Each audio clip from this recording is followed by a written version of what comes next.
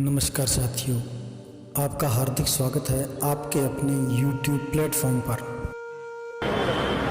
परम सम्मानित मंच एवं प्यारे साथियों, मैं दो घटनाओं के माध्यम से अपनी बात कहने की कोशिश करूंगा।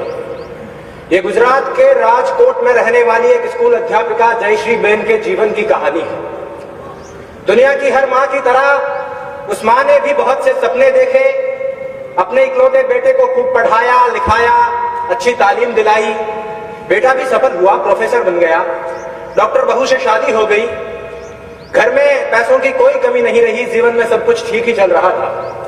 लेकिन बुरे दिन कुछ ऐसे आए कि बूढ़ी मां को लकवा मार गया, पैरालिसिस हो गया, हाथ पैरों ने काम करना बंद कर दिया, तो मां अब बिस्तर पर पड़ी रहने लगी। एक रोज कुछ यूं हुआ बीमारी के दिनों में कि बेटे ने मां को सहारा देकर खड़ा किया। मां बड़ी खुश हुई कि मेरा बेटा मेरे बुढ़ापे की लाठी बन रहा है। बेटा मां को पकड़कर धीरे धीरे सीढ़ियों के सहारे छत पर ले गया।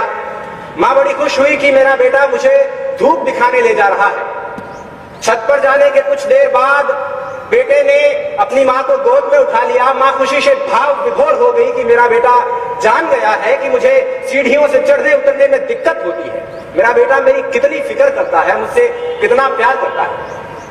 लेकिन उसके बाद उस बेटे ने जो किया, हाथ उठाकर दुआ कीजिए कि दुनिया का कोई भी इंसान वैसा ना करे। उस बेटे ने गोद में उठाकर अपनी मां को 4 मंजिला मकान की छत से नीचे फेंक दिया।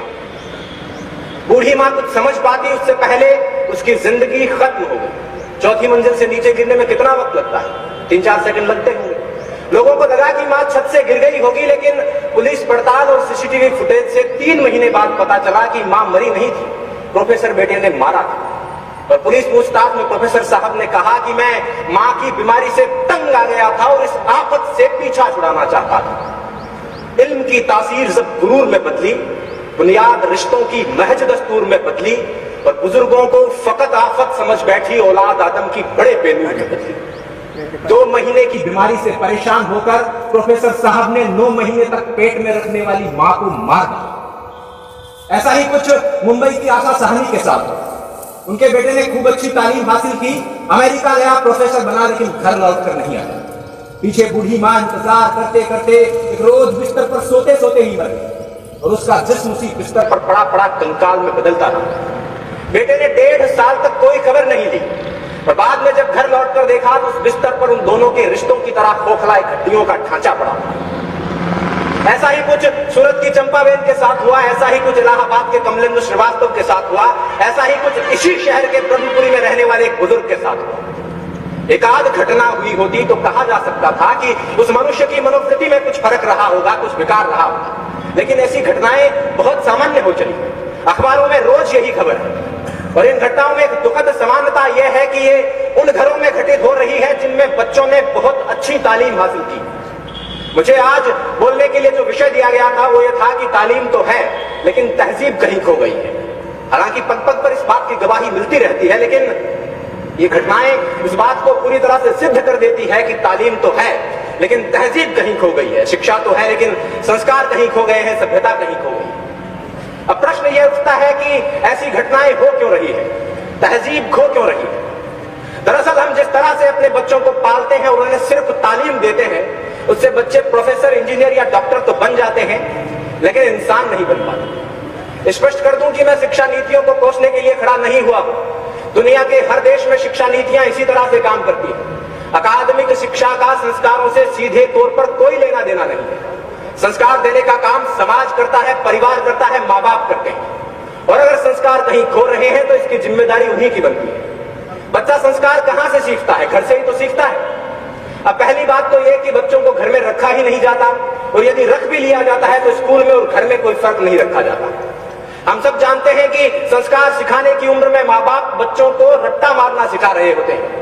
एक रोबोट की तरह, एक मशीन की तरह बच्चों को प्रोग्राम कर रहे होते हैं और 20-25 साल बाद उस मशीन में रिश्ते, संवेदना, प्यार, सम्मान और संस्कार खोजने लगते हैं। और जब नहीं मिलते हैं तो परेशान होते हैं।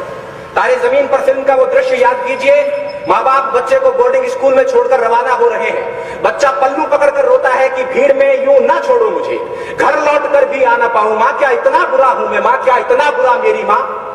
माँ बाप फिर भी निष्ठुर होकर चल देते हैं, और जब बाद में बच्चा संवेदनहीन होने लगता है तो बहुत परेशान होते हैं।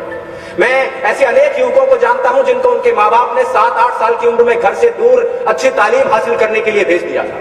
हालांकि इस बात में कोई दो राय नहीं कि वो अच्छा भविष्य बना लेंगे, अच्छा करियर बना लेंगे, लेकिन एक चीज जो मैं कई बार महसूस करता हूं वो ये है कि उनका अपने माँ बाप के साथ रिश्ता उतना मजबूत नहीं हो पाया है जितना सामान्यतः होना चाहिए। और यदि उनमें से कोई 20-25 साल बाद अपने माँ बाप को घर से निकाल देता है या वृद्धाश्रम में छोड़कर आ जाता है तो मुझे इस बात से कोई अचरज नहीं होगा। करता था सो क्यों किया, अब कर क्यों पछताए। बोया पेड़ बबूल का तो आम कहां से खाए। पहले जब प्यार बोया ही नहीं है, सम्मान बोया ही नहीं है, संस्कार बोया ही नहीं है तो उसके मिलने की उम्मीद क्यों करें। खैर, मैंने काफी समय ले लिया है। अंत में चलते चलते बस इतना कहना चाहूंगा कि जयश्री बहन तो छत से फेंके जाने के बाद नीचे गिरते वक्त कुछ सोच पाई थी या नहीं सोच पाई थी मुझे नहीं मालूम, लेकिन अगर आपके साथ ऐसा हुआ, भगवान ना करे ऐसा हुआ, तो आप ये जरूर सोचेंगे कि तालीम के साथ तहजीब भी दे दी होती तो इस तरह नहीं करना पड़ता। और अगर आप इस पश्चाताप के साथ नहीं मरना चाहते हैं तो अपने आने वाली नस्लों को, अपनी पीढ़ियों को, अपनी औलादों को मशीन बनाने के बजाय मनुष्य बनाने की शुरुआत कर दीजिए। इन्हीं शब्दों के साथ मैं